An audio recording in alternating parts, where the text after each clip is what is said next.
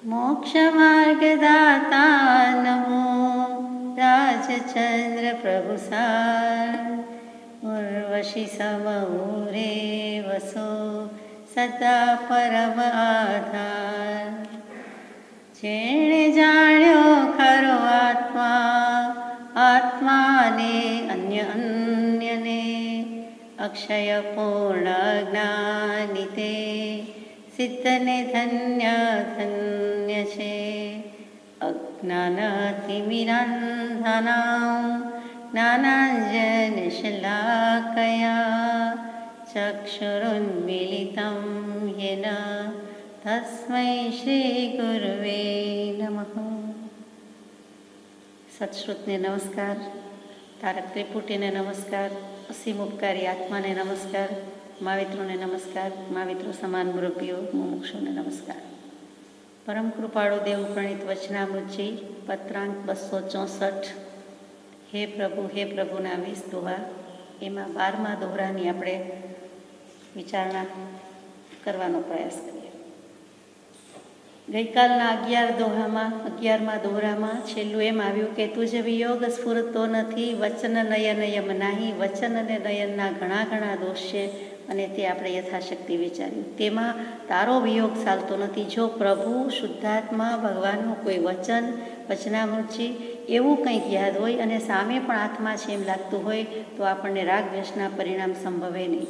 પણ એવું નથી એટલે વચન નયનનો અંકુશ રહેતો નથી। અને હું અભક્ત કે અનભક્તથી પણ ઉદાસ થયો નથી, ઘરમાં પણ ઉદાસ થયો નથી। મારા શું વખાણ કરવા, હું કઈ વાત કરું ને કઈ વાત ન કરું? હે પ્રભુ શું કહું? 12મો દોહરો છે અહમ ભાવથી રહિત નહીં, સ્વધર્મ સંચય નાય। નથી નિવૃત્તિ નિર્મળપણે અન્ય ધર્મની કાંઈ।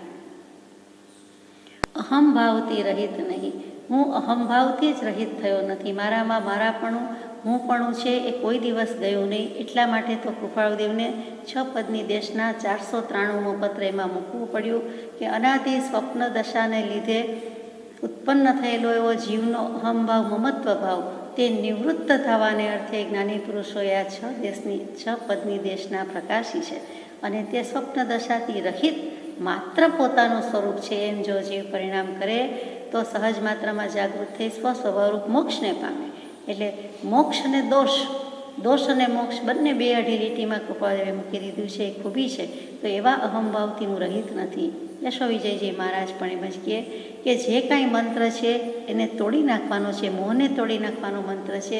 એક જ અક્ષર ઉમેરવાનો છે, આગળ ન લગાડી દેવાનો છે। ન રાગ ન દ્વેષ મમ, મારે રાગ દ્વેષ છે તો એની આગળ લગાડવાના કે નથી, કરવા નથી, મૂકવા નથી, એટલે કે છોડી દેવા છે। રાગ દ્વેષ આમાં વસ્તુ મૂકીએ રાખીએ તેમ રાખવા નથી। એટલે અહમ મમની આગળ એક ન લગાડતા વાત પૂરી થઈ જાય છે। તો અહમ ભાવથી રહિત નહીં, હું પણ જાડું આવ્યું છે। હું છું એ અનુભવ જીવને ક્યારેય જતો નથી। ઊંઘમાં સ્વપ્નમાં પણ કોણ? તો હું ફલાણો, હું આ એમ આવી જાય છે। હું માત્ર આત્મા એમ રહેતું હોય તો કાંઈ થતું નથી। હું અને છું વચ્ચે ખાલી જગ્યા ભરી દે છે, એમાંથી જ આખી સૃષ્ટિ નિર્માણ થાય છે। તો અહમ ભાવથી રહિત નહીં, સ્વધર્મ સંચય નહીં। તો સ્વધર્મ શું? તો કૃપાદેવ એક પત્રમાં ઘણું કરીને 695મા પત્રમાં કે 595મા પત્રમાં એમણે મૂકેલું છે કે સ્વધર્મ કોને કહેવાય। તે વખતે તે વાત લઈશું કે વર્ણાશ્રમની સહજાનંદ સ્વામીએ અભિપ્રેત છે, શિક્ષાપત્રીમાં જે રીતે મૂક્યું છે એ રીતે સ્વધર્મ છે। અહીંયા શું કહ્યું છે સ્વધર્મ સંચયને? તો કે હું ધર્મ જ સમજ્યો નહીં, આત્મા જ ઓળખ્યો નહીં, તો પછી મારી પાસે ધર્મના લક્ષણ ક્યાંથી હોય? દયા, શાંતિ, સમતા, ક્ષમા, સત્ય, ત્યાગ, વૈરાગ્ય ક્યાંથી હોય? મને પછી ક્યાંથી ખબર પડે ક્ષમા, માર્દવ, આર્જવ, સત્ય, શૌચ, સંયમ શું છે? એટલે ધર્મના 10 લક્ષણ જાણતો નથી, ધર્મ જાણતો નથી, ધર્મનું સ્વરૂપ જાણતો નથી કે અહિંસા, સત્ય અને તપરૂપી મંગળ છે, ધર્મ છે એ જ મંગળ છે, સર્વોત્કૃષ્ટ છે। શ્રી 10 વૈકાલિકજી સૂત્રની પ્રથમ ગાથા કે અહિંસા સંયમોત્તમો, તો કે જેને દેવો પણ નમસ્કાર કરે છે, ઉત્કૃષ્ટ મંગળ છે, એનું પણ મને લક્ષ નથી। એટલે સ્વધર્મ કહેતા આત્મધર્મમાં જે કંઈ આવે, આત્માની અનંત શક્તિ, આત્માના અનંત ગુણ, સદગુણ અને એને પ્રગટાવવાની જે કોઈ લક્ષણ પૂર્વ શરત છે, એ આખું જ પેકેટ હું કંઈ જાણતો જ નથી। અને જાણતો જ નથી એટલે સંચય કર્યો નથી, ભેગું કર્યું નથી, એકઠું કર્યું નથી, એનો તો પરિગ્રહ કર્યો જ નથી। નથી નિવૃત્તિ નિર્મળપણે અન્ય ધર્મની કાંઈ। અને અન્ય ધર્મ એટલે કે સ્વધર્મ આત્મધર્મ સિવાયના બીજા ધર્મ છે, પરદ્રવ્ય અને પરભાવ ગ્રહણ કરી જાઉં છું, વિભાવવૃત્તિ કરી જાઉં છું, એ બધા પરધર્મ છે. એનાથી તો હું રિટાયર થયો નથી, નિવૃત્તિ લીધી નથી, એનાથી પાછો હટતો નથી, એનાથી પ્રતિક્રમણ કરતો નથી, એટલે કે હું હજી થાક્યો જ નથી, પરમાં જ રાજી રહ્યો છું એમ કેવું હોય તેમ લાગે છે. એટલે અહીંયા સ્વધર્મ પરધર્મ એટલે આપણે જે માનતા પાડતા હોઈએ તે ધર્મ એ અર્થ લેવાનો નથી. અમે સ્થાનકવાસી, આપ દેરાવાસી, અમે શ્વેતાંબર, આપ દિગંબર, અમે શિવપંથી, આપ કબીરપંથી, એવો કોઈ અહીંયા ભેદભાવ ધર્મનો અર્થ એ નથી. ધર્મ વસ્તુનો સ્વભાવ તે તેનો ધર્મ. આત્મા જે પ્રકારે આત્મભાવ પામે તે પ્રકાર ધર્મના છે. તે ધર્મની વાત મૂકી છે, બીજી કોઈ મૂકી નથી. આત્માના પરિચયની વાત મૂકી છે, આત્માના ઓળખાણની વાત મૂકી છે. અહીંયા જાતિ, પાંતિ, જ્ઞાતિ, દર્શન કોઈ ભેદ રહેતો નથી. નાના મોટાનો તો હોય જ નહીં, સ્ત્રી પુરુષનો નથી, પણ બીજી એકેય પર્યાય દૃષ્ટિ નથી. આત્મા દ્રવ્ય છે, પદાર્થ છે, અને એને ઓળખે, આત્માને ઓળખે, બસ એ ઓળખાણ, એ પરિચય. હું કોઈ ગચ્છમાં નથી, આત્મામાં છું, એ ભૂલશો નહીં. કૃપાળુદેવનું ટંકોત્કીર્ણ વચન.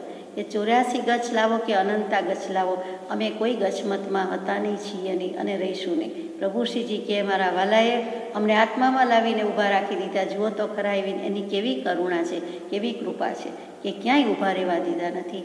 એક તપામાં નહીં, ઢૂંઢિયામાં નહીં, સ્થાનકવાસીમાં નહીં, દેરાવાસીમાં નહીં, દિગંબરમાં નહીં, કોઈ ઇતર પંથમાં નહીં, ક્યાંય નહીં.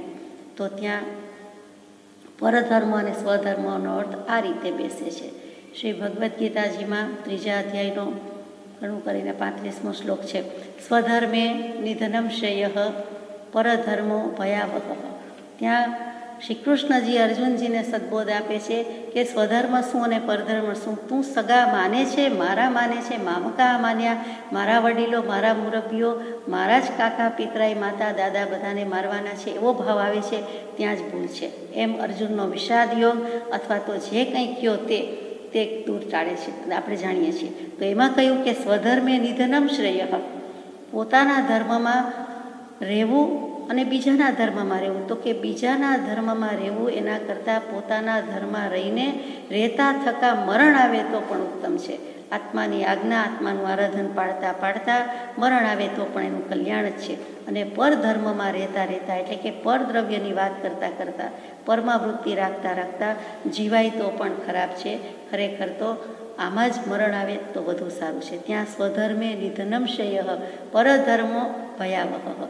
એ અનેક ભવ અને અનેક ભયને ધારણ કરે છે અને ત્યાં લઈ જાય છે. એ ભયનું આહ્વાન કરે છે, ભયને વહન કરે છે. જેમ તાંબુ ગરમ થાય ને સ્ટીલ ગરમ થાય તો બંનેમાં અગ્નિની ઉષ્ણતાને વધારે વહન કોણ કરે, વધારે જલ્દી કોણ વહન કરે છે, એવી રીતે ભય છે એ વધારે જલ્દી કરે છે. પહેલાંમાં અભય પદ છે, સ્વધર્મનું આચરણ, આજ્ઞા, આત્માની આજ્ઞા, આત્માનું આરાધન, તો તે પોતાનામાં છે. એટલે તે ભયાવહ નથી, એ ભયથી દૂર એટલે અભય પદને આપે છે, પેલું ભયને આપે છે, ભવને આપે છે. 13મો દોહરો છે. એમ અનંત પ્રકારથી સાધન રહિત હુંય, નહીં એક સદગુણ પણ મુખ બતાવું છું. હે ભગવાન, મારી વાત કહેવા જેવી નથી, વાત જવા દો, છતાં હું વાત મૂકતો નથી. હું લખતો જાઉં છું, કહેતો જાઉં છું, પરંતુ ખરેખર તો ભગવાન હું મોં બતાવવાને પણ લાયક નથી. મુખ બતાવું શું, એવો શું ગુનો કર્યો છે? તો કે એમ અનંત પ્રકારથી સાધન રહિત હોય, મારી પાસે કોઈ સાધન જ નથી. જે શ્રી વલ્ભાચાર્યજી એટલે જ મહાપ્રભુજી કહે છે, અને એની 5મી પાટે થયેલા હરિવંશજી થયા એ હરિરાયજીએ પણ એમ જ કહ્યું કે આ રીતે સાધન નથી. હું દીનહીન સાધનહીન માનવ બનીને આવ્યો છું તુજ ચરણે પ્રભુ, તુજ ચરણે મહાપ્રભુ, તુજ ચરણે. એટલે કે મારી પાસે કોઈ સાધન નથી, નિહિ સાધનતા છે. મારી પાસે સાધન, શરણ, આશ્રય કાંઈ છે જ નહીં. આપણે કહીએ ને કે ઠનઠન ગોપાલ, મારી પાસે કાંઈ નથી, શૂન્ય છે. શૂન્યથી ઓછું કેવું હોય તો માઇનસમાં છીએ, ખોટના ધંધામાં છીએ, તો ભગવાનનું સાધન રહિત છું. એમ અનંત પ્રકારથી સાધન રહિત છું. તો સાધન કોને કહેવાય? આપણી પાસે તો સાધન સગવડના પાર નથી. ધર્મ આરાધવા માટે પણ કેટલાય સાધન સગવડ છે, છતાં અહીંયા શિષ્ય મુખે એમ લખાવે છે, કહે છે કૃપાળુદેવ પ્રાર્થના ગવડાવે છે. શું કામ? કે અનંત પ્રકારથી સાધન રહિત હોય. અનંત કાળથી રખડું છું એટલે અનંત પ્રકાર, અનંત રીતે હું સાધન વિનાનો છું. તો સાધન શું કે જેથી સાધન રહિતતાની ખબર પડે? આપણી પાસે કાંઈ નથી કહીએ, પણ કાંઈક શું એવું જોઈએ કે જેથી વાત આગળ જાય? તો એના માટે કહે છે કે અંતરંગ સાધન અને બહિરંગ સાધન. વેદાંત દર્શનથી લઈએ, બંને એક જ છે, આમ તો બધું એક જ છે, છતાં અંતરંગ ને બહિરંગ સાધન. તો બહિરંગ સાધન તો આપણને ખબર છે, ગઈકાલે આલોચનામાં ગાયું, દાન, શીલ, તપ, ભાવ. ધર્મની રીત આપણે નિશ્ચયથી જ લઈએ, સમ્યક દર્શન, જ્ઞાન, ચારિત્ર, ધર્મના 10 લક્ષણ લઈએ તો શું દાન, શીલ, તપ, ભાવ ધર્મ નથી? એ તો છે જ, પાયામાં છે. તો કે વ્યવહારથી ધર્મ છે, કંઈ દાન કરવું, પુણ્ય આપવું, પુણ્ય કરવું, ભક્તિ કરવી, યાત્રા કરવી, એ જે કંઈ દેહ દમન, તપશ્ચર્યા બધું જ છે. તો કે બહિરંગ સાધન છે, બાહ્ય સાધન છે, દેખીતી રીતે દેખાય તેવા સાધન છે. તો અંતરંગ સાધન શું? તો કે અંતરંગ સાધનમાં કેટલાક પરંપરાગત સાધન છે, કેટલુંક અંતરંગ સાધન સાક્ષાત સાધન છે. અંતરંગમાં 2 ભાગ પાડ્યા. તો પરંપરાએ મોક્ષ આપે એવા સાધન કયા છે? તો એની વાત લઈએ. અહીંયા આપણે આ આખું પદ વેદાંત દર્શનથી લઈએ અત્યારે, તો બંને એક જ છે, તેમ છતાં કહેવું પડે છે સાધન ચતુષ્ટય મૂકેલા છે. વેદાંત દર્શનમાં સાધન ચતુષ્ટય 4 પ્રકારના સાધન: વિવેક, વૈરાગ્ય, ષટ સંપત્તિ અને મુમુક્ષુતા. તે જ વસ્તુ જીન આગમમાં પણ મૂકેલી છે. મુમુક્ષુતાના ગુણ કહીએ છીએ, આત્માર્થીના લક્ષણ કહીએ છીએ. શું છે? આ બાજુ મુમુક્ષુના લક્ષણ કહો, આત્માર્થીના લક્ષણ કહો, અથવા એને જે કંઈ સાધન જોઈએ તે ગણો. આ બાજુ વેદાંતની ષટ સંપત્તિ સાધન ચતુષ્ટય મૂક્યો. પહેલો જ મૂક્યો છે વિવેક. વિવેક એ ધર્મનું મૂળ તત્વ છે અને યત્ના એ ધર્મનું ઉપતત્વ છે. મોક્ષમાળામાં આવી ગયું આપણે. તો વિવેક પહેલું જ જોઈએ છે. વિવેક શું છે? તો કે સાચું, ખોટું, નિત્ય, અનિત્ય, હિત, અહિત, લેવું, ન લેવું, ખાવું, ન ખાવું, હેય, જ્ઞેય, ઉપાદેય, બધો વિવેક કહીએ છીએ તે.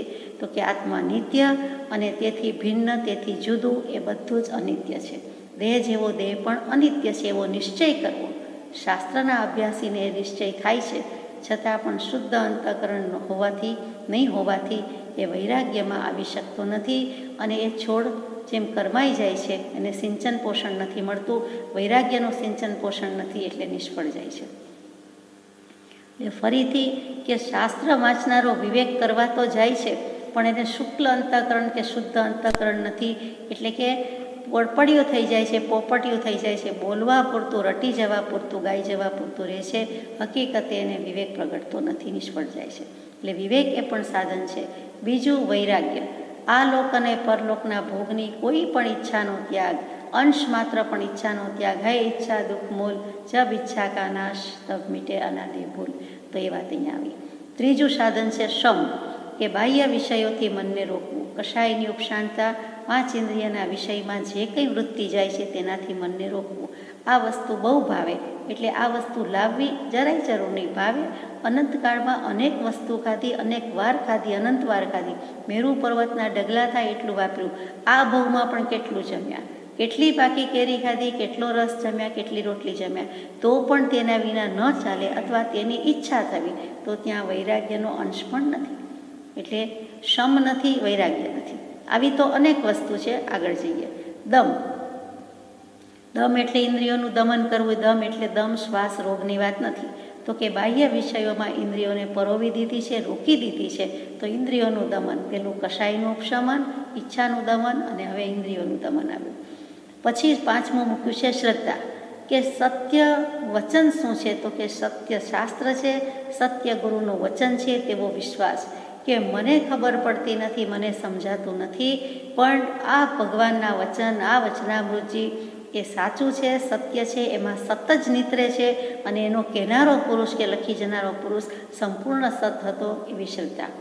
પછી એવી શ્રદ્ધા થતાં, સત્પુરુષની શ્રદ્ધા કે પ્રતીતિ થતાં પોતાને પોતાના શુદ્ધાત્માની શ્રદ્ધા થાય અને સત પ્રગટે, અને પોતાને આત્મજ્ઞાન થાય, સમ્યક દર્શન થાય. પુરુષ પ્રતીતિ વિના, સત્પુરુષની પ્રતીતિ વિના, પ્રથમ જ્ઞાનીની પ્રતીતિ વિના પોતાના શુદ્ધાત્માની પ્રતીતિ આવી શકતી નથી, હોઈ શકતી નથી. 6થું સાધન મૂક્યું સમાધાન, જે ષટ સંપત્તિ મૂકી છે એની વાત કરીએ છીએ. તો સમાધાન એટલે શું? તો કે સત સાધવામાં ચિત્તની એકાગ્રતા. આપણે સમાધાન એટલે વ્યવહારમાં શંકાનું નિવારણ કહીએ છીએ, એ અર્થ પણ થાય.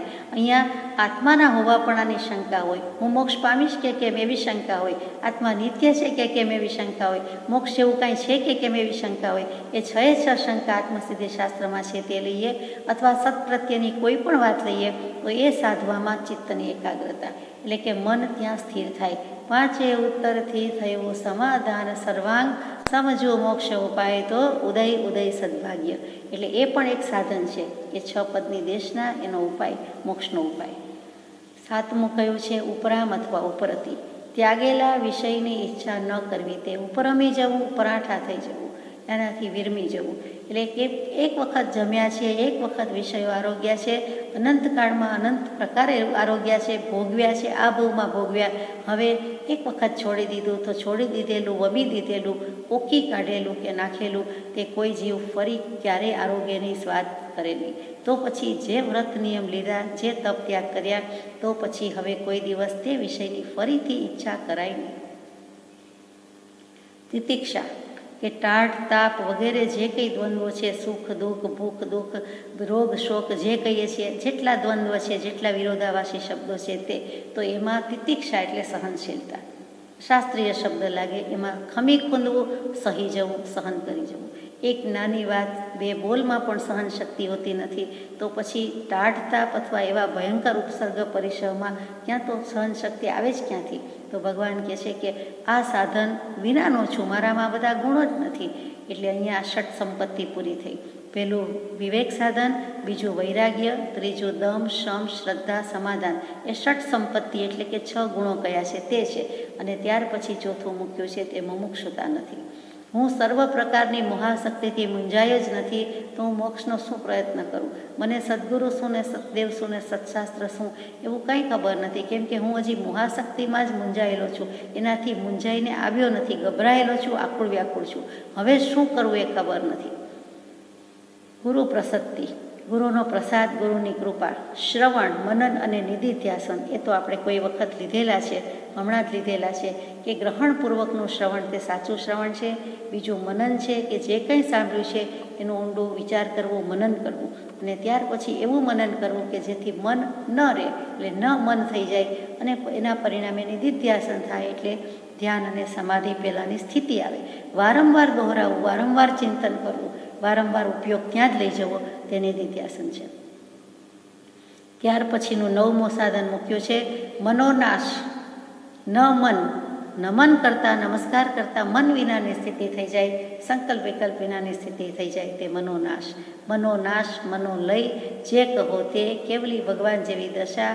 મન હોવા છતાં, સંગની પંચેન્દ્રિય મન હોવા છતાં તેમને નો સંગની નો અસંગની કયા જાય છે, કેમ કે મન હોવા છતાં નથી, મનનો રોલ નથી. એ જ વસ્તુ આપણે કરી શકીએ, પહેલાં એક સમય પૂરતું, 1 સેકન્ડ પૂરતું, પછી વધારે વખત, કે મન જ નથી, સંકલ્પ વિકલ્પ નથી. મનનો નાશ, મનોલય. યોગ વાસિષ્ઠમાં મનોલય પ્રકરણ છે, અહીંયા મનોનાશ કહ્યું છે. જે હેમચંદ્રાચાર્યજીએ અમનસ્ક યોગ કહ્યો છે, તે બધું એક અને એક. અને એના પરિણામે શું થાય તો કે વાસનાક્ષય. વાસના એટલે માત્ર કામેન્દ્રિયની નથી, પણ લોકવાસના, શાસ્ત્ર વાસના, એમ જે કોઈ વાસના કીધી છે, આ લોકની ઈચ્છા કંઈ પણ હોય તે વાસના છે. શાસ્ત્ર વાંચવાની જે વારંવારની ઈચ્છા, અથવા તો તે બીજાને કહી દેવાની ઈચ્છા, પોતાના આત્માર્થે સ્વાધ્યાર્થે નહીં પણ બીજા માટે કરે, તો એ શાસ્ત્રની પણ વાસના છે. અથવા તો શાસ્ત્ર પ્રત્યે સત્પુરુષ કરતાં વિશેષ પ્રેમ, તો તે પણ ત્યાં વાસના છે. એ બધી વાસનાનો ક્ષય થાય છે. અને પરિણામે શું થાય છે તો કે તત્વજ્ઞાન થાય છે, એટલે કે આત્માનું જ્ઞાન થઈ જાય છે. આમ 11 સાધન અહીંયા બતાવ્યા છે.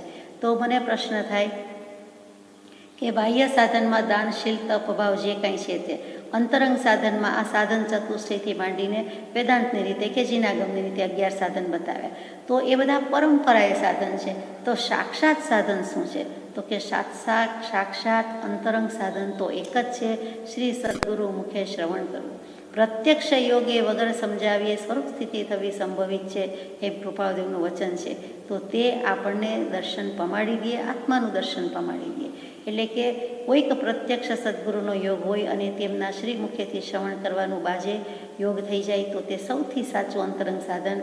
જેમ પ્રભુશ્રીજીને આ દોરા લખાયા અને પછી કહ્યું કે તમને યાદ હશે, તમે એનું બરાબર સ્મરણમાં અથવા તો અનુપ્રેક્ષણ કરતા હશો. તમને સ્મરણમાં હશે અને અનુપ્રેક્ષણ કરવા માટે આપ્યા છે, ગાઈ જવા, બોલી જવા માટે નથી આપ્યા. એ જ વસ્તુ આપણને લાગુ પડે છે કે એના ભાવ છે એ કેળવવાના છે, લાવવાના છે, ઉત્પન્ન કરવાના છે. અને સહેજે થઈ જશે, જેથી સહજ સ્વભાવ તો છે જ, એનું ભાન થઈ જશે. તો એ વસૂલ છે, તો સાર્થક છે. એટલે એને સાક્ષાત સાધન કીધું કે સાંભળ્યું નથી, કહ્યું નથી, વાંચ્યું નથી, કે તત્ક્ષણ તત્સમયે તે રૂપ પરિણમી જાય. જ્યાં આત્મા શબ્દ સાંભળ્યો નથી ત્યાં આત્મા થઈને રહીએ. સંકલ્પ વિકલ્પ શબ્દ સાંભળ્યો કે સંકલ્પ વિકલ્પ રહિત થવું એ મહાવીરનો માર્ગ છે. ત્યાં તરત જ સંકલ્પ વિકલ્પ રહિત શૂન્ય થઈ જઈએ, નિર્વિકલ્પ થઈ જઈએ. પછી પાછળ પાનું ફેરવવું છે, પેરેગ્રાફ વાંચવો છે, આગલું વાક્ય જોવું છે, એક માળા બાકી છે, એવો કોઈ વિકલ્પ નથી. પણ ત્યાં શાંત થઈ જાય, સ્તબ્ધ થઈ જાય, શૂન્ય થઈ જાય, અને તે માર્ગ મોક્ષે જવાનો છે. તે સાક્ષાત અંતરંગ સાધન કીધું છે. પ્રભુ શ્રીજીને કૃપાળુદેવના શ્રી મુખે સદબોધ સાંભળ્યો છે, બીજા બધા કેટલાક પુરુષોને પણ લાગુ પડ્યો છે, અને તે રીતે કલ્યાણ કરી ગયા છે. તે જ ભવે સત્વર શીઘ્રમેવ કલ્યાણ થાય છે, તે આ વાત છે. એ જ ગાથામાં આગળ કહ્યું કે હે ભગવાન, મારું તો કાંઈ સાધન છે નહીં, નિસાધન છું. હવે મારી પાસે સાધન નથી, સગવડ નથી, મેં કાંઈ ઉપાય યોજ્યો નથી, ખબર નથી, તો હું શું આપને ઉપાય બતાવું? હું શું મુખ બતાવું? ઉપાય શું બતાવશું? નહીં એક સદગુણ પણ મારામાં એકેય ગુણ પ્રગટ્યો નહીં. હવે આ ગાવું વસવું છે. આપણામાં એકેય ગુણ ન હોય એવું તો બને જ કેમ? આત્મામાં અનંત ગુણ, અનંત શક્તિ છે, તો આપણામાં કોઈને કોઈ ગુણ તો હોય જ. તો કયો ગુણ નથી? નહીં એક સદગુણ પણ મુખ બતાવું છું, નહીં એકે સદગુણ લખ્યું નથી, નહીં એક સદગુણ લખ્યો છે. તો એક સદગુણ કયો અને અનેક સદગુણ કયા? સત કહેતા આત્મા, સત કહેતા અસ્તિત્વ, સત કહેતા સાચું, સારું. તો સાચો ગુણ જે છે તે જ પ્રગટ્યો નથી, સમ્યક દર્શનનો ગુણ જ પ્રગટ્યો નથી મારામાં. તો પછી હું મુખ ક્યાંથી બતાવું? એટલે બીજા સદગુણ જે આપણે કહીએ છીએ, નાના મોટા સદગુણ કહીએ છીએ તો છે. શ્રાવકના 21 ગુણમાંથી કોઈ ગુણ છે, માર્ગાનુસારીના 35 ગુણ છે, એમાં કોઈ ગુણ છે, મુમુક્ષુતાના અંશ છે, એમાંથી કોઈ અંશ છે, દયા, શાંતિ, સમતા, ક્ષમા, ત્યાગ, વૈરાગ્ય વગેરે કાંઈક તો છે જ ને આપણામાં. તો આપણામાં એમ તો અનેક ગુણ છે, વળી આત્માની અનંત શક્તિ છે, પરંતુ અહીંયા એક સદગુણ કહી દીધો છે. એટલે કયો ગુણ નથી? તો કે સમ્યક દર્શન જ પ્રગટ્યું નથી, આત્માનું ભાવભાષણ થયું નથી, અસ્તિત્વનો જ ભાન આવ્યું નથી. પ્રજ્ઞાબોધમાં પરમ પૂજ્ય બ્રહ્મચારીજી સુંદર લખે છે, આત્માના પ્રત્યેક પ્રદેશે સદ્ગુણ સર્વે વિરાજે જી, કર્મ કલંક ટળે તો સર્વે આપોઆપ પ્રકાશે જી. દયા, ક્ષમા, ધીરજ, સમતાને મરણ સમાધિ વિચારી જી, અપ્રતિબંધ અસંગ પ્રશાંતિ સદ્ગુણ લે ઉરધારીજી. તો પરમ પૂજ્ય બ્રહ્મચારીજી પ્રજ્ઞાબોધમાં જણાવે છે, સદ્ગુણ પુષ્પમાં મૂક્યું છે, આત્માના પ્રત્યેક પ્રદેશે સર્વે સદ્ગુણ વિરાજે છે. એમાં છે જ આત્મા છે, એની પાસે અનંત ગુણ છે, અનંત શક્તિ છે, બધું છે. સર્વ કલંક ટળે તો સર્વે આપોઆપ પ્રકાશેજી. સર્વ કલંક એક શબ્દમાં સમાય છે, એક દોષમાં સમાય છે, તે મહાદોષ, મહાપાપ, મિથ્યાત્વ. એટલે એક જતાં બધું પ્રગટે છે, એક છે તે અનંત છે. એ અનંત દોષનું ભાજન મિથ્યાત્વ હોવાથી છે. એ જ મિથ્યાત્વ ટળી જતાં સમ્યક દર્શન થતાં સર્વ ગુણાંશ તે સમ્યક હોય એટલે તરત જ મોક્ષે જવાય તેવું બધું પ્રગટી ઉઠે છે, પ્રકાશી ઉઠે છે.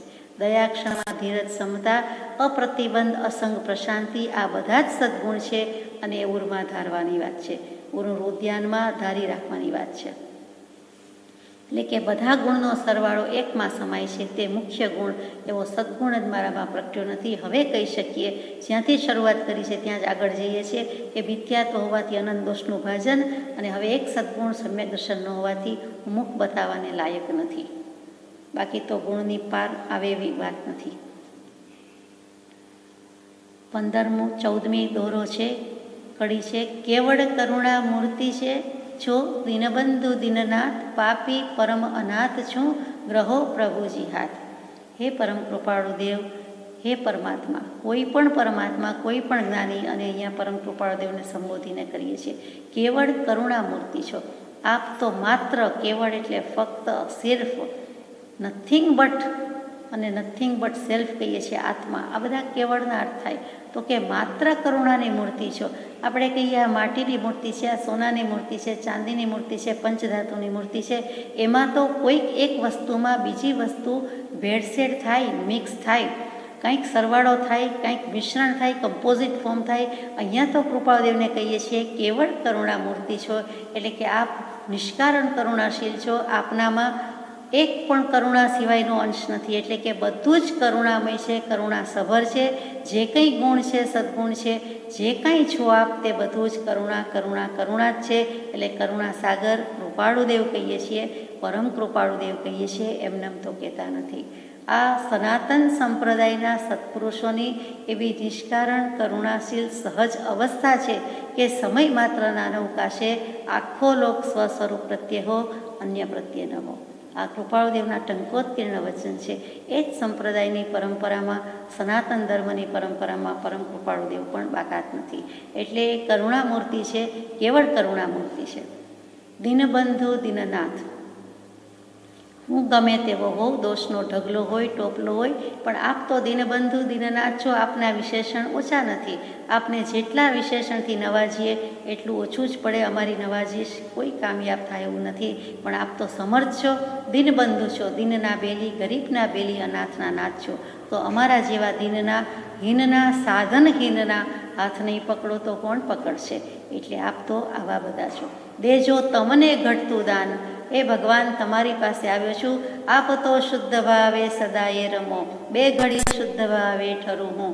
બે ઘડી, વધારે નહીં તો બે ઘડી મને શુદ્ધ ભાવમાં ઠરાય એવું, એટલે કે કેવલ જ્ઞાન, એના બીજ રૂપે આત્મજ્ઞાન સમ્યક દર્શન આપો. આપ તો હર હંમેશ એમાં જ રહ્યો છો, એમાં જ વસો છો.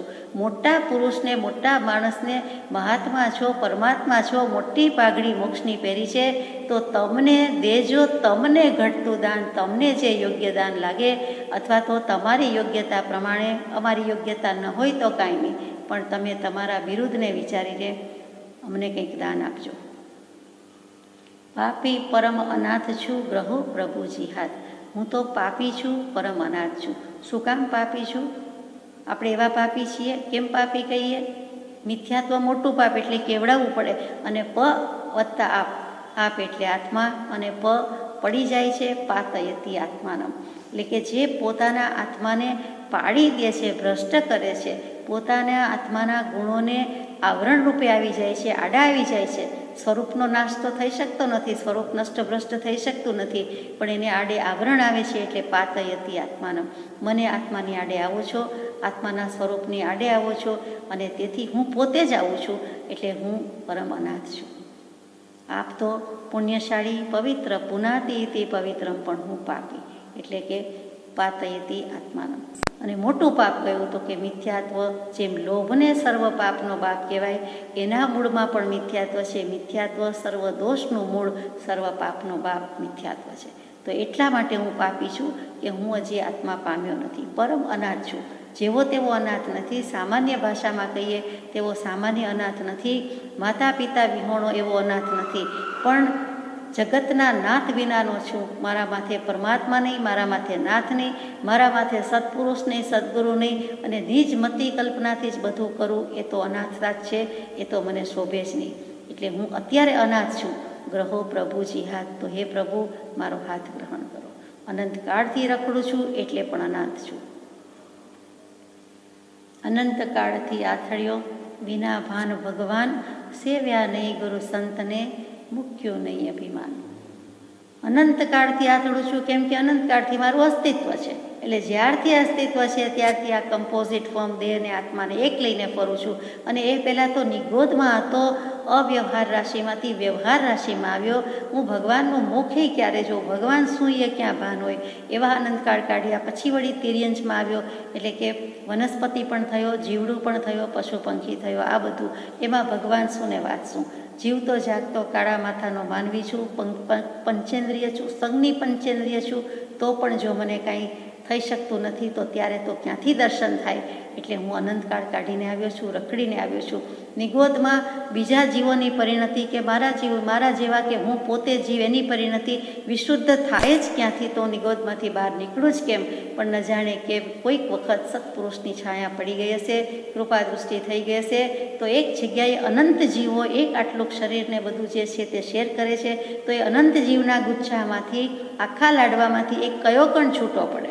એવી રીતે એટલા બધા જીવો સાથે રહેલા છે, બધું સાથે શેર કરે છે. તો એમાંથી કોઈ એક જીવ, તો તો કે એવા કોઈક ગુણથી ચારિત્ર ગુણની પર્યાય એવી પ્રગટી હશે, શુદ્ધતા પ્રગટી હશે, વિશુદ્ધિ પ્રગટી હશે, જેથી કંઈક કશાય મોડા પડ્યા હશે જાણીએ અજાણીએ, તો એ જીવને બહાર નીકળવાનું થયું. આપણે પણ કોઈ એક જીવ સિદ્ધાર્થમાં થાય છે, મોક્ષે જાય છે, એ આપણો અસીમ ઉપકારી છે, કે જેને ઓળખતા જ નથી કે કોઈ એક પરમાત્મા થયા, સિદ્ધશિલા પર ગયા, તો એ જીવ આ પૃથ્વી ઉપરથી ઓછો થયો, તો એના માનમાં કોઈ એક જીવ આપણે પણ જ્યારે નિગોદમાં છું ત્યારે એમાંથી બહાર નીકળ્યા છીએ, જેને જાણતાય નથી, પણ એની અપરંપાર કૃપા છે. કોઈ એક જીવ સિદ્ધાર્થમાં થાય, મોક્ષે જાય, ત્યારે જ બીજો એક જીવ અવ્યવહાર રાશિમાંથી વ્યવહાર રાશિમાં આવે. જીવ તરીકે તો અસ્તિત્વ હોય જ, જીવ તો અનુત્પન્ન છે, આત્મા કોઈથી ઉત્પન્ન થઈ શકતો નથી, તો અનુત્પન્ન એવો આત્મા, પણ તે નિગોદમાં હતો, અવ્યવહારમાં હતો, કોઈ ઊંડા કૂવામાં હોય એમાંથી બહાર કાઢી અને બહાર નીકળવાનું સદભાગ્ય થયું, તે વાત છે. તો હું તો અનંતકાળથી આથડું છું. વિના ભાન ભગવાન, મને કાંઈ ભાન જ નહોતું અને આજેય નથી. તો ભાન નથી, ભાન વિનાના કહેવાય. તો કે મોહ મદિરા પીધી હોય તો બેભાનને બેશુદ્ધ જ કહેવાય, એટલે બેભાન જ છીએ. એક વાર નહીં પણ 17.5 વાર, કેમ કે એક શ્વાસોચ્છ્વાસમાં 17.5 વાર જન્મી મરી ચૂક્યો છું. એટલા માટે જ આ કહેવત કે રૂઢિપ્રયોગ આવ્યો હશે કે એક વાર નહીં પણ 7 વાર, એક વાર નહીં પણ 17.5 વાર. તો એટલા જન્મ મરણ કર્યા. તો ત્યાં બ્રહ્મચારીજી એક ઘડાના દૃષ્ટાંતથી વાત મૂકે છે, બહુ સુંદર છે. ઘડો પોતાની આપવીતી કહે છે કે મને મારા સ્થાનમાંથી તીક્ષ્ણ હથિયારથી ઉખેડ્યો, એટલે કે માટી રૂપે હશે ત્યારે. એ પછી મને ગધેડે ચડાવ્યો, પછી કુંભારને ત્યાં નાખ્યો, ત્યાં મારી કદર્થના કરી, અપમાન કર્યું, પછી વળી પગથી ગૂંદ્યો, હાથથી મસળ્યો, પછી એક પિંડ બનાવી અને ચક્ર પર ચડાવીને ભમાવ્યો, અનેક આકારો કર્યા, કરીને ભાંગી નાખ્યા. માટીનો ઘડો થતાં પેલાનો જે વાત છે તે એની આપવીતી કહે છે. પછી અંતે ઘડાનો આકાર કર્યો, ચાક ઉપરથી જેમ ગળું છેદી નાખે તેમ દોરાથી કાપી અને મને તડકે મૂક્યો. હું કંઈક ઠર્યો કે પાછા ટપલા પાડવા શરૂ થયા અને ટપલા વાગવા માંડ્યા, અને અત્યારે હું જે છું તે ઘડા રૂપે બન્યો. હજુ બાકી હતું તે અગ્નિના નિંભાળામાં મને ઘણા દિવસ રાખ્યો. આખરે ટકોરા મારીને આપની સાથે રહ્યો છું, અથવા તો સામે રહ્યો છું, સાજો રહ્યો છું, એમ કુંભારને લાગ્યું હશે, એટલે એવી પરીક્ષા કરી અને મને જુદો રાખ્યો. પછી કદાચ વેચવા મૂક્યો, ગધેડે ચડાવીને બજારમાં લાવ્યા. આ રીતે હું આપના હાથમાં આવ્યો. એવી જ રીતે આપણે ભગવાનને કહીએ કે હે ભગવાન, અમારી પણ આવી જ કંઈક દશા થઈ છે, અને હવે જો હું સત્પુરુષને સન્મુખ થયો અથવા આવી ચડ્યો તો પણ હજુ મોહના ભાનમાં કોઈ ભાન જ નથી, મોહ મદિરાના ઘેનમાં જ છું, અને હું કોઈ દિવસ આપની સન્મુખ થયો નહીં. આ ભાન વિના હું ભૂલ્યો, રખડ્યો, આથડ્યો અને અનંત સંસારની વિટમણામાં પડ્યો છું. એક ક્ષમાપના પાઠમાં ગાઈએ છીએ, તે ઘડો જ યાદ આવે એવી વાત છે કે અનંતકાળ કાઢી નાખ્યો, જેવી તેવી વાત છે. એક આયખાના આટલા દાયકા કાઢી નાખ્યા, એમ અનંતકાળ કાઢી નાખ્યો. વિના ભાન ભગવાન. હવે ભગવાનને કહીએ છીએ, આત્મસિદ્ધિજી શાસ્ત્રમાં આપણે ભણી ગયા એટલે કે ચેતન જો નિજ ભાનમાં કરતા આપ સ્વભાવ, વર્તે નહીં નિજ ભાનમાં કરતા કર્મ પ્રભાવ. એટલે જો આત્મા પોતાના ભાન મારીએ છીએ તો સ્વભાવના ભાનમાં, આત્માના ભાનમાં આવી જાય છે, એને કર્મબંધ લાગતો નથી, અને એવું મારે કંઈક કરવું છે. અને જો હું બીજાના ભાનમાં છું, એટલે કે આત્મા પોતાના ભાનમાં નથી, પરદ્રવ્યના ભાનમાં કે ભાવમાં છે, તો કરતા કર્મ પ્રભાવ. તો કર્મ તો બેઠા જ છે, ઊભા જ છે સામે, બધી કારમણ વર્ગણા ઊભી છે, એ લઈને બેઠેલી જ છે, એટલે એ તરત જ મને આવીને વળગે છે. એનું બળ કે એની શક્તિ કે એનો પરચો બતાવ્યા વિના રહેતા નથી. પણ આટલી સમજ પછી હવે હે ભગવાન, સતનું ઓળખાણ કરવું છે, અને થાય તો એ સમ્યક દર્શન છે.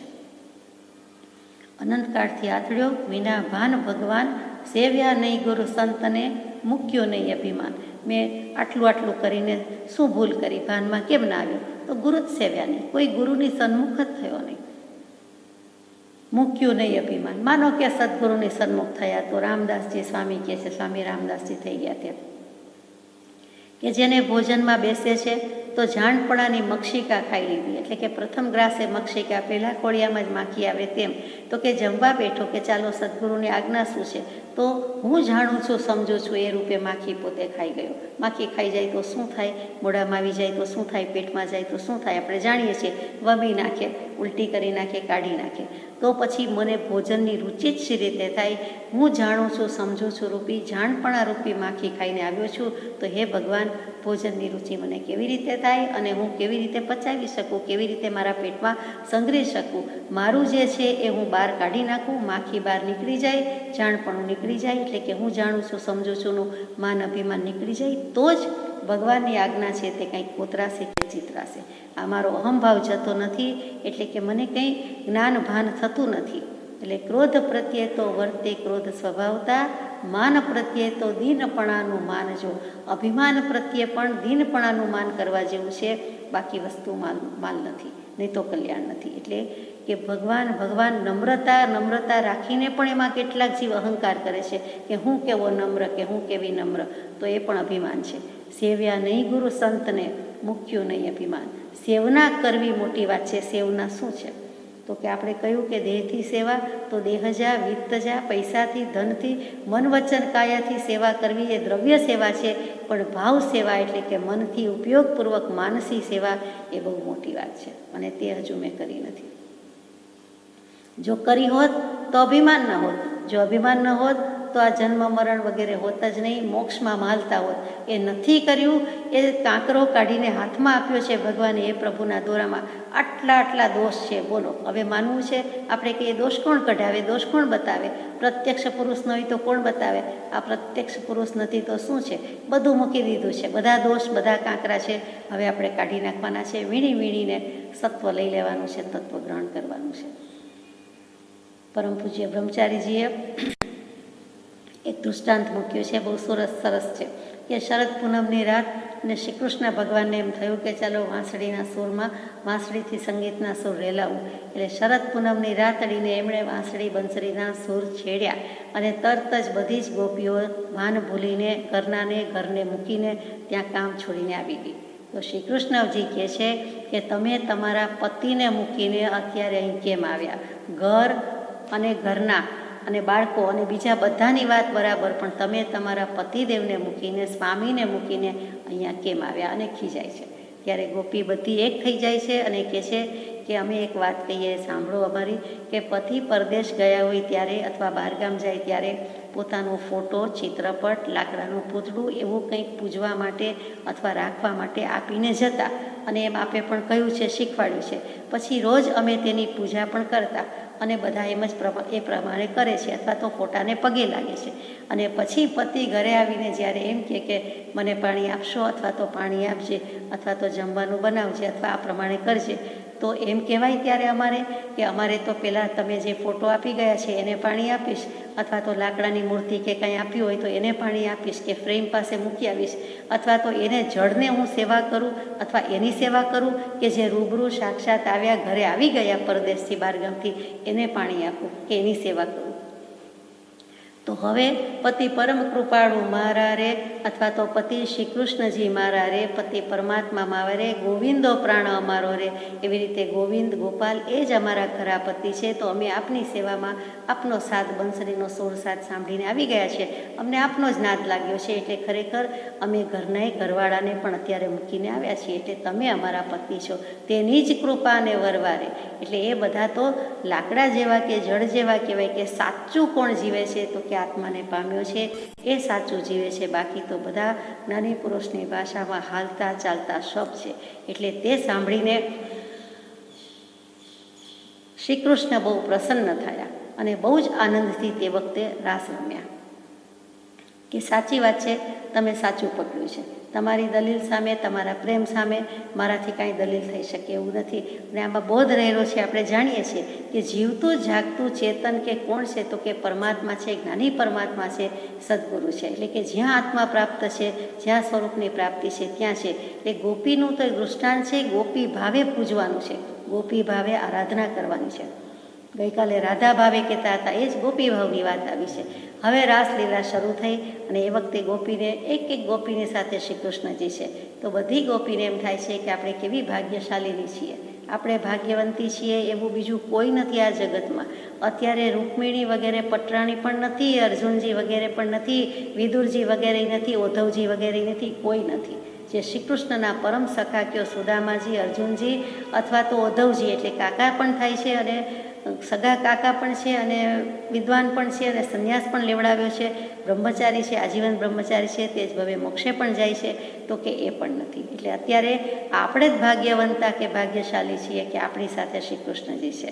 બધા ઊંઘે છે, અજ્ઞાનની નિદ્રામાં છે, મિથ્યાત્વના મોહની નિદ્રામાં છે, અને આપણે જાગતા છીએ. આપણો ભગવાન આપણી સાથે છે, આપણને જગાડી રહ્યો છે અને આપણી સાથે લીલા કરે છે. એમ જરાક બધી જ ગોપીને અભિમાન પણ આવી ગયું.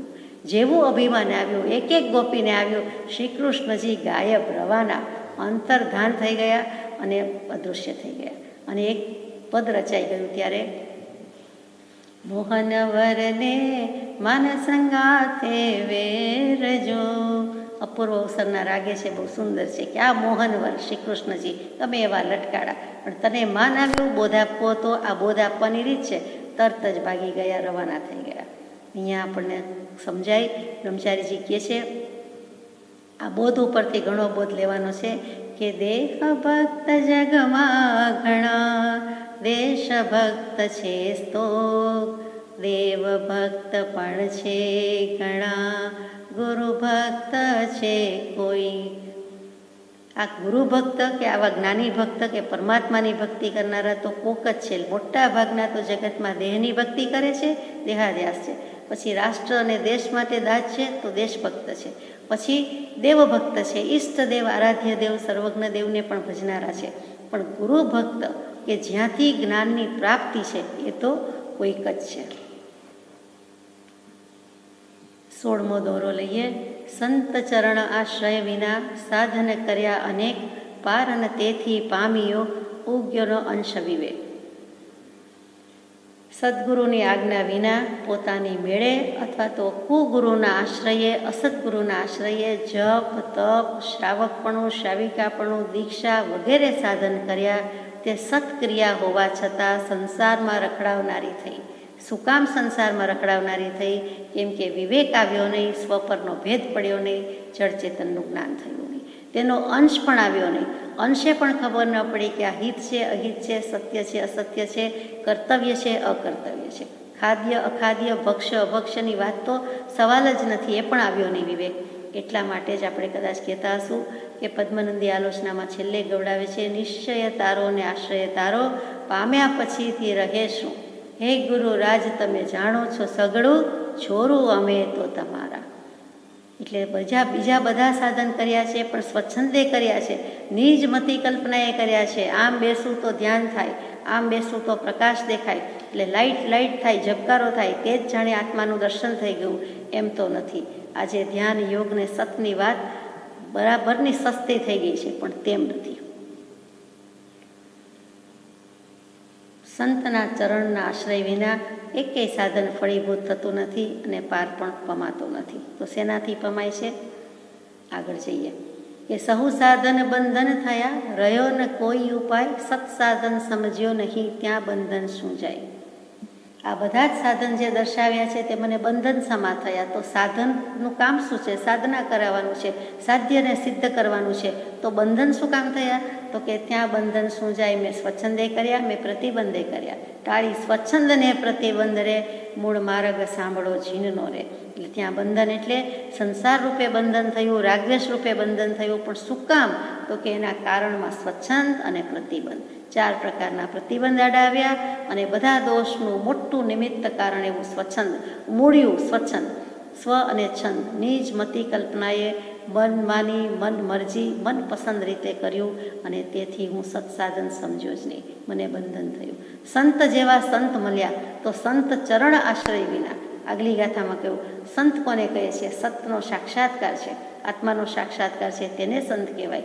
સામાન્ય ગુણ પ્રજ્ઞા હોય તેને સંત જ્ઞાની પુરુષોની પરિભાષામાં કયા જતા નથી.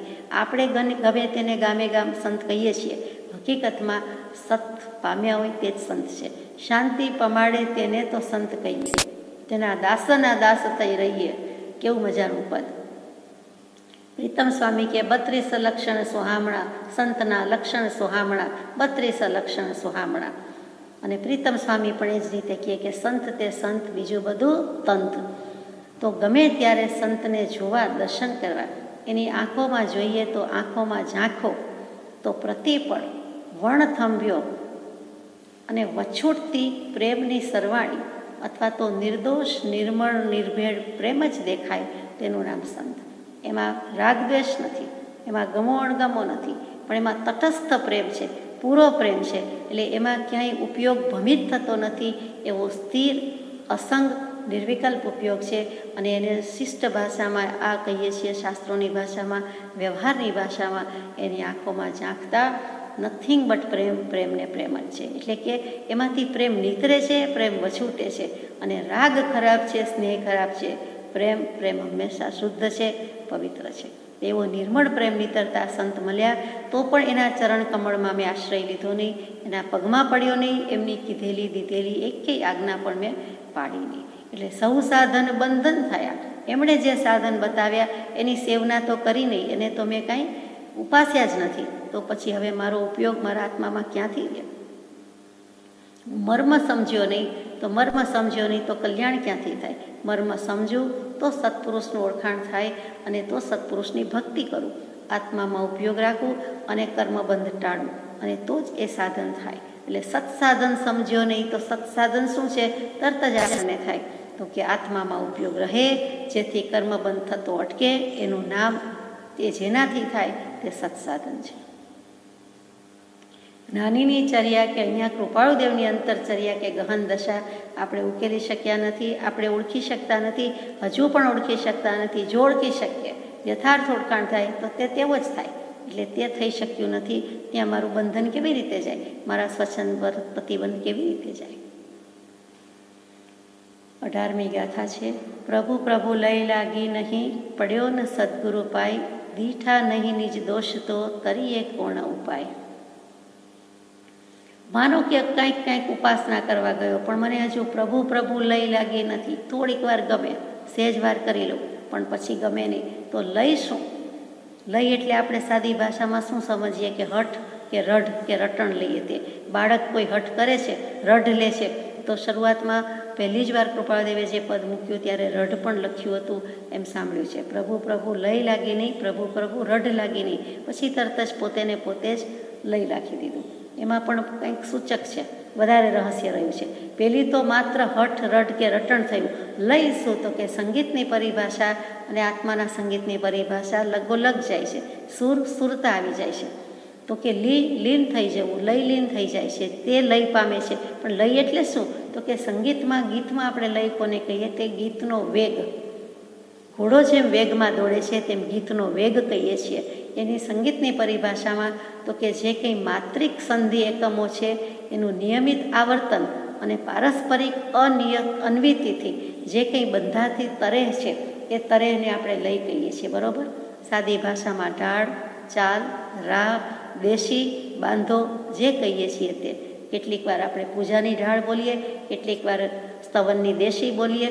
એ બધું શું છે? તો કે તે લય છે. હવે લય એટલે શું થયું?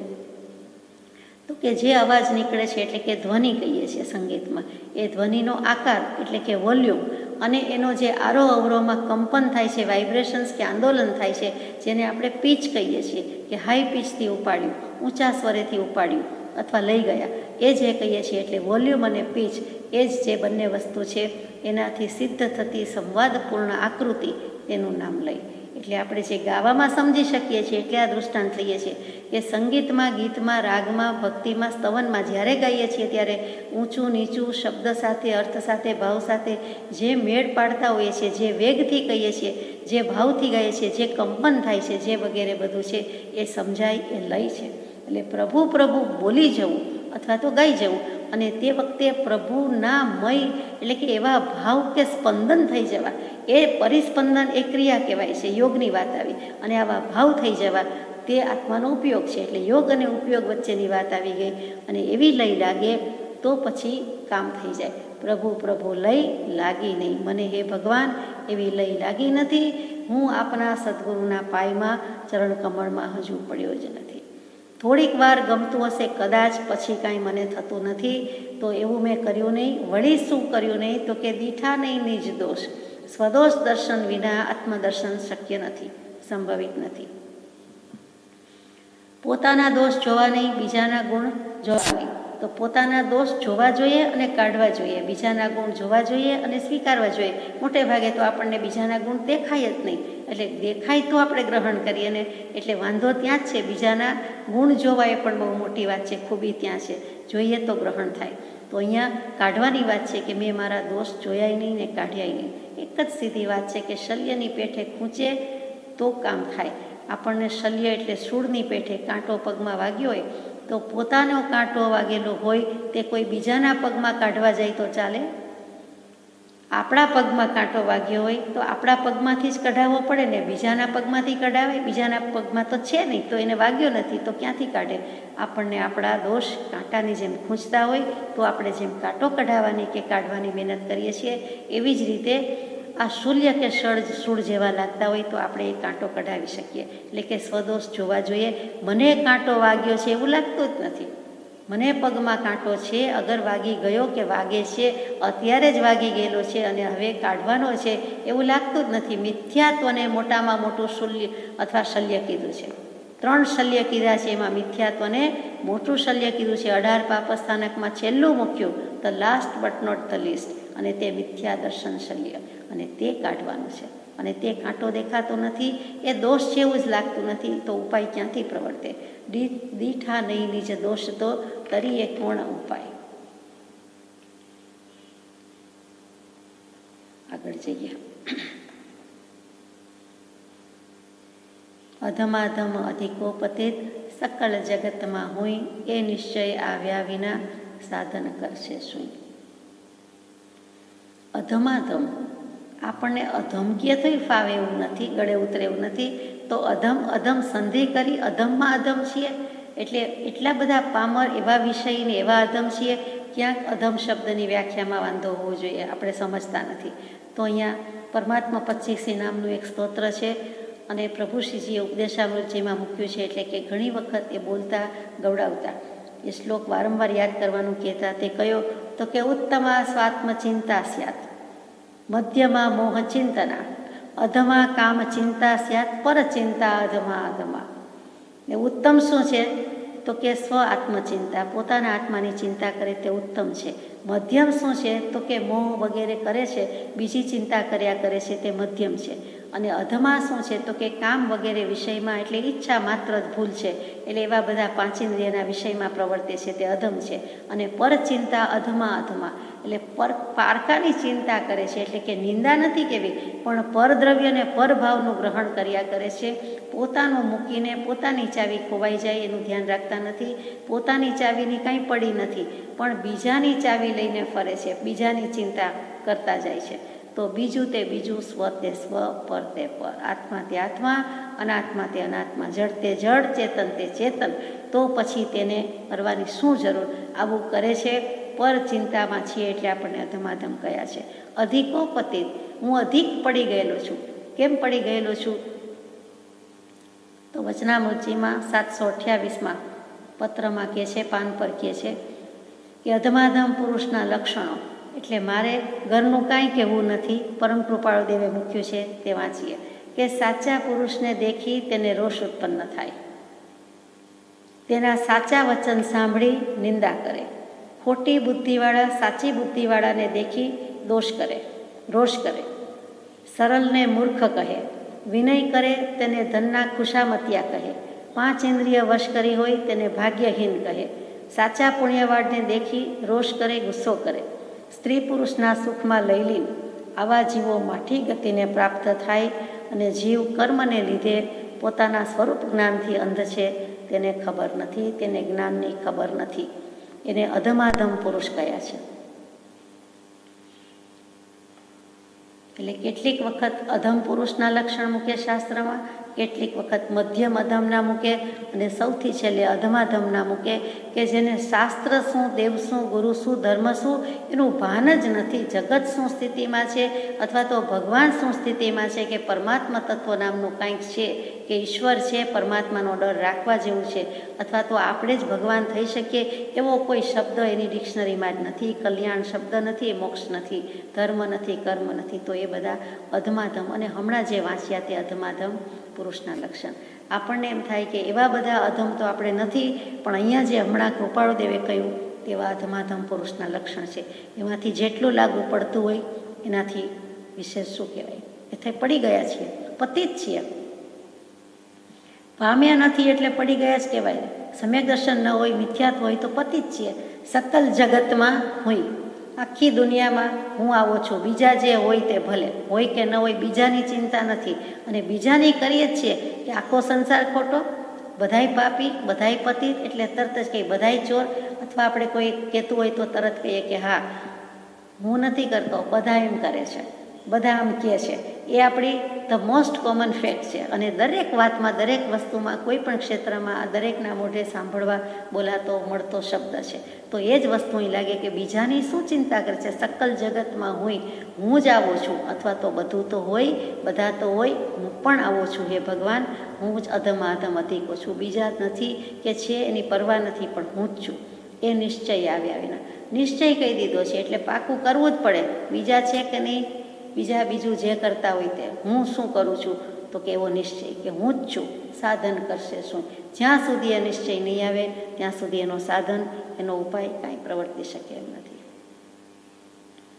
મુજસમ કોન કુટિલ ખલકામી, સુરદાસજીનું પદ. એવા તો કેટલાય જ્ઞાની પુરુષના પદ છે કે જે એમ જ કે મારા જેવો કોઈ અધમ નથી, મારા જેવો કોઈ દોષિત નથી, મારા જેવો કોઈ પાપી નથી. બુરા બુરા સબકો કહે, બુરા ન દેશે કોઈ, જોકટ શોધે આપનો મોસું બુરા ન કોઈ. આપણે આલોચનામાં ગાયું કે પોતે પોતાનો દોષ જુએ તો એમ થાય કે મારા જેવો બુરો આ જગતમાં કોઈ નથી. પૂરો હું બુરો પ્રાણી છું છે પાપી, તમે તો દયાવંત દિશો તથાપી. છૂટે પાપ જો આપની છાપ આપો, કૃપાનાથ મારું મહાકષ્ટ કાપો, કૃપાનાથ મારું મહાકષ્ટ કાપો. અહીંયા 19મી ગાથા પૂરી થાય છે અને છેલ્લી ગાથા છે આ પદની કે આટલું બધું કયા પછી હવે અમને ભગવાન શું આપવાના છો? તો કે પડી પડી તુજે પદ પંકજે, ફરી ફરી માગું એ જ, સદગુરુ સંત સ્વરૂપ તું જ એ દૃઢતા કરી દે છે. હું તો હવે આટલા દોષનો ઢગલો છું, પણ હવે આટલું સમજ્યો કે હું નિઃસાધન છું. મારે નિશંક થવું છે, નિર્ભય થવું છે, અને નિઃસંગ એટલે મોક્ષે જવું છે. તો હું સાધન વિનાનો છું. આપના ચરણ શરણ સુધી આવ્યો, પ્રાર્થના કરતો આવ્યો. હું પડું છું પગમાં, કોના પગમાં? તુજે પદ પંકજે, એ સત્પુરુષ, હે પરમ કૃપાળુ દેવ. હું તમારા પદ કજ, એટલે પદ કજ, પદ પંકજ, બધું ચરણ કમળ, પાદ પદ્મ, જે શબ્દ લાવો તે. પદ કહેતા અહીંયા પગ, ચરણ, પંકજ કહેતા કમળ. તો હું તમારા ચરણ કમળમાં, કેમ કે ચરણ કમળમાં શું કામ પગે લાગુ છું? આખા શરીરનું વજન, દેહનું વજન, ભાર ક્યાં છે? પગ ઉપર છે. તો એ ચરણ ઉપર છે. એ ચરણ, અને શું કામ છે? તો કે એવું દીક્ષા, એવું ચારિત્ર, એવો સંયમ છે કે સર્વભાવથી વિરામ પામવારૂપ સંયમ એવા સદગુરુ છે, સત્પુરુષ છે, સંયમી છે. અને એનું જે કંઈ વચન છે તે એના આચરણ ઉપર છે, એના ચારિત્ર ગુણ ઉપર છે. એટલે હે ભગવાન, તમારા ચરણ કહેતા જેનું આચરણ આટલું સર્વોત્કૃષ્ટ છે એના ચરણમાં નમસ્કાર કરીને હું પણ મારું આચરણ કરવા માગું છું, સુધારવા માગું છું. ફરી ફરી માગું એ જ.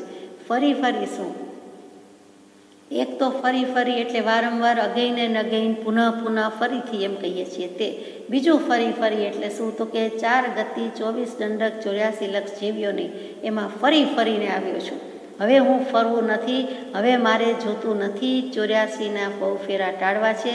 આ તમે જે 20 ગાથામાં કહી દીધું, એટલે 20 ગાથાના 80 ચરણથી 84ના ફેરા ટળી જાય એવું આમાં કવત દૈવત રહેલું છે.